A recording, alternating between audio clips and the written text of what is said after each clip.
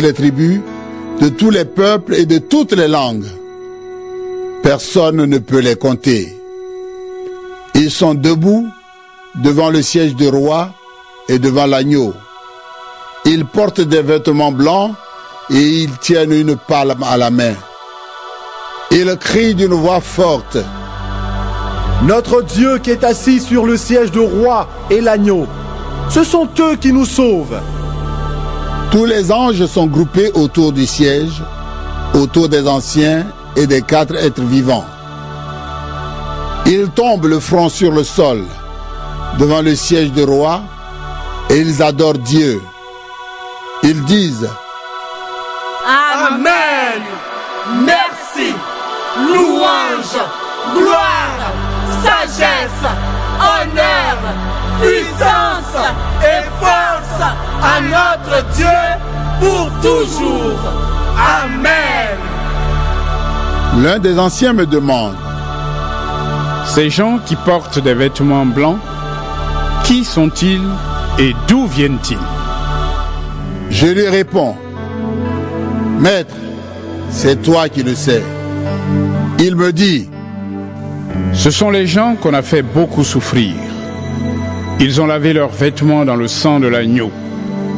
Et ainsi leurs vêtements sont devenus blancs. C'est pourquoi ils se tiennent devant le siège de Dieu. Ils servent Dieu nuit et jour dans son temple. Et celui qui est assis sur le siège du roi les protégera. Ils n'auront plus faim. Ils n'auront plus soif. Le soleil et la chaleur ne les brûleront plus. Oui, l'agneau qui est près du siège du roi sera leur berger. Il les conduira vers des sources d'eau, d'une eau qui donne la vie.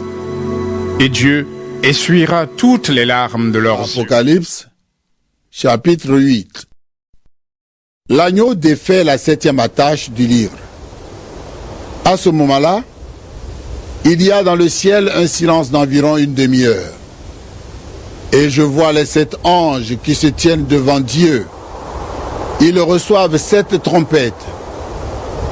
Un autre ange vient se placer près de l'autel. Il porte un brûle-parfum en or et il reçoit beaucoup de parfums. Il les offre donc avec les prières de tous ceux qui appartiennent à Dieu sur l'autel en or qui est devant le siège du roi. De la main de l'ange, la fumée des parfums monte devant Dieu avec les prières de tous ceux qui lui appartiennent. Puis l'ange prend le brûle-parfum. Il le remplit avec le feu de l'autel et le jette sur la terre. Alors il y a des coups de tonnerre, des bruits, des éclairs et un tremblement de terre. Les 7 anges qui tiennent les 7 trompettes se préparent à en sonner. Le premier fait sonner sa trompette. De la glace et du feu mélangés de sang tombent sur la terre. Le tiers de la terre brûle. Le tiers des arbres brûle. Et toute l'herbe verte brûle. Le deuxième ange fait sonner sa trompette. Quelque chose comme une grande montagne de feu tombe dans la mer. Le tiers de la mer devient du sang. Le tiers des animaux qui vivent dans la mer est tué. Et le tiers des bateaux est détruit. Le troisième ange fait sonner sa trompette. Une grande étoile tombe du ciel. Elle brûle comme une flamme immense. Elle tombe sur le tiers des fleuves et sur les sources d'eau. L'étoile s'appelle poison amer. Le tiers de l'eau devient amer. Et beaucoup de gens meurent parce que l'eau est empoisonnée. Le quatrième ange fait sonner sa trompette. Le tiers du soleil, le tiers de la lune et le tiers des étoiles sont frappés. Les parties frappées deviennent noires. Le jour perd un tiers de sa lumière et la nuit aussi. Je regarde encore. Un aigle vole très haut dans le ciel. Je l'entends crier avec force. Malheur! Quel malheur pour les habitants de la terre! Quel malheur pour eux quand les 3 autres anges feront sonner leur trompette. Apocalypse, chapitre 9. Le 5e ange fait sonner sa trompette. Je vois une étoile qui tombe du ciel sur la terre. Elle reçoit la clé du puits qui conduit au trou sans fond, là où les esprits mauvais sont en prison. L'étoile ouvre le puits du trou sans fond et de la fumée monte. Elle ressemble à la fumée d'un grand feu. Alors le soleil et l'air deviennent sombres à cause de la fumée du puits. Des sauterelles sortent de cette fumée et elles couvrent la terre. Elles reçoivent le même pouvoir que les scorpions de la terre. On leur défend de faire du mal à l'herbe, aux plantes et aux arbres. Elles ont le droit de faire du mal seulement aux gens qui ne portent pas sur le front la marque de Dieu. Mais on leur défend de les faire mourir. Elles ont seulement le droit de les faire beaucoup souffrir pendant 5 mois. La douleur qu'elles causent ressemble à la douleur causée par la piqûre des scorpions. À ce moment-là, les gens chercheront la mort et ne la trouveront pas. Ils voudront mourir, mais la mort s'éloignera d'eux. Les sauterelles ressemblent à des chevaux prêts pour le combat. Sur la tête, elles portent quelque chose qui ressemble à des couronnes d'or. Leurs visages sont comme des visages humains. Leurs cheveux sont comme des cheveux de femmes et leurs dents sont comme celles du lion. Elles semblent habillées de fer et le bruit de leurs ailes ressemble au bruit des chars tirés par plusieurs chevaux qui courent au combat. Ces sauterelles ont des queues comme celles des scorpions avec une pointe piquante. Et c'est avec leur queue qu'elles peuvent faire du mal aux gens pendant 5 mois. Le roi des sauterelles, c'est l'ange du trou sans fond. En hébreu, il s'appelle Abaddon. Et en grec, Apollyon, c'est-à-dire le destructeur. Le premier malheur est passé. Après cela, 2 malheurs doivent encore venir. Le 6e ange fait sonner sa trompette. J'entends une voix qui vient des coins de l'autel en or placé devant Dieu. La voix dit au 6e ange qui tient la trompette: Libère les 4 anges qui sont attachés près du grand fleuve Euphrate. On libère les 4 anges. Ils étaient préparés pour l'heure, le jour, le mois et l'année où ils devaient tuer le tiers des habitants de la terre. On me dit combien il y a de soldats à cheval. Ils sont 200 millions. Je regarde et voici comment les chevaux et leurs cavaliers m'apparaissent. Ils portent des vêtements en fer, rouges comme du feu, bleu foncé comme une pierre précieuse et jaune comme de la poussière brûlante. Les têtes de chevaux sont comme des têtes de lions. Leurs bouches crachent du feu, de la fumée et de la poussière brûlante. Le feu, la fumée et la poussière brûlante qui sortent de la bouche des chevaux sont 3 grands malheurs. Ils tuent le tiers des habitants de la terre. Le pouvoir des chevaux se trouve dans leur bouche et dans leur queue. Leur queue ressemble à des serpents. Elles ont des têtes et elles s'en servent pour faire du mal. Ces grands malheurs n'ont pas tué tout le monde. Les gens qui restent ne changent pas leur vie. Ils continuent à adorer les esprits mauvais et les faux dieux qui ne peuvent pas voir, ni entendre, ni marcher. En effet, ils les ont fait eux-mêmes avec de l'or, de l'argent, du métal solide, de la pierre ou du bois.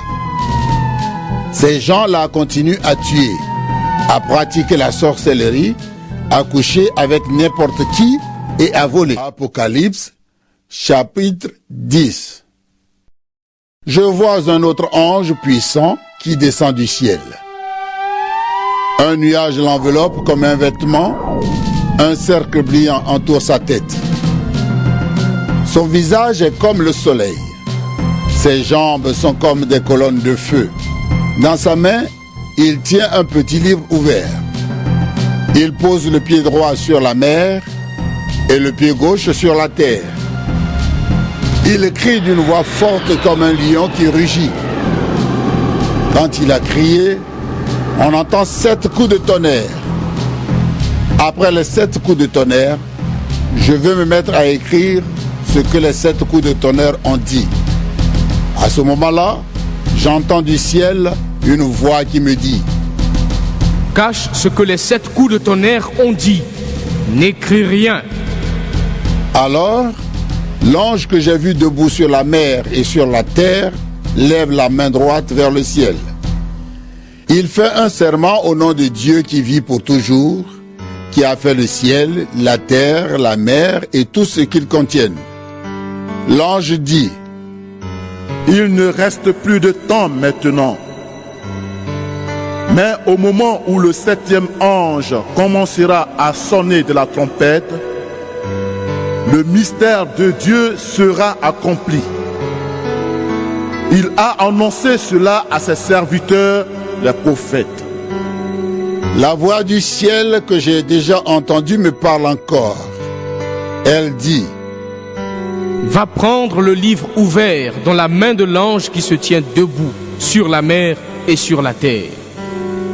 Je m'avance vers l'ange et lui demande de me donner le petit livre. Il me dit: prends-le et mange-le. Il sera amer pour ton ventre, mais dans ta bouche, il sera doux comme du miel. Je prends le petit livre de la main de l'ange et je le mange. Dans ma bouche, il est doux comme du miel. Mais quand je l'ai mangé, il devient amer pour mon ventre. Ensuite, on me dit: tu dois encore parler au nom de Dieu, au sujet de beaucoup de peuples et de pays, de beaucoup de gens de toutes langues et au sujet de beaucoup de rois. Apocalypse, chapitre 11. Puis on me donne un roseau qui ressemble à un bâton pour mesurer. On me dit: va mesurer le temple de Dieu et l'autel. Compte aussi ceux qui adorent dans le temple. Mais la cour extérieure du temple, laisse-la. Ne la mesure pas, parce qu'on l'a donnée à ceux qui ne connaissent pas Dieu.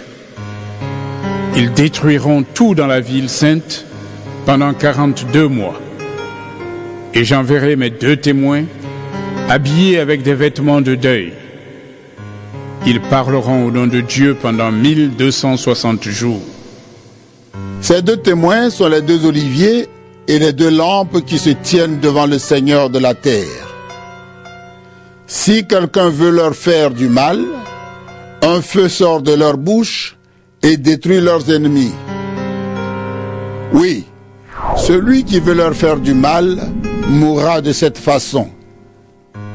Ces témoins ont le pouvoir d'empêcher la pluie de tomber pendant le temps où ils parlent au nom de Dieu. Ils ont le pouvoir de changer l'eau en sang. Ils peuvent frapper la terre de toutes sortes de grands malheurs aussi souvent qu'ils veulent. Mais quand ils auront fini de rendre témoignage, la bête qui monte du trou sans fond va leur faire la guerre. Elle va les vaincre et les tuer. Leurs corps resteront sur la place de la grande ville, là où leur Seigneur a été cloué sur une croix. Cette ville ressemble à Sodome et à l'Égypte, et on lui donne ces noms-là. Des gens de tous les peuples, de toutes les tribus, de toutes les langues, de tous les pays viendront pour regarder leur corps pendant 3 jours et demi. Ils ne permettront pas qu'on les enterre. Les habitants de la terre seront heureux à cause de la mort de ces 2 prophètes. Ils seront dans la joie. Ils se feront des cadeaux parce que ces deux hommes les ont fait beaucoup souffrir.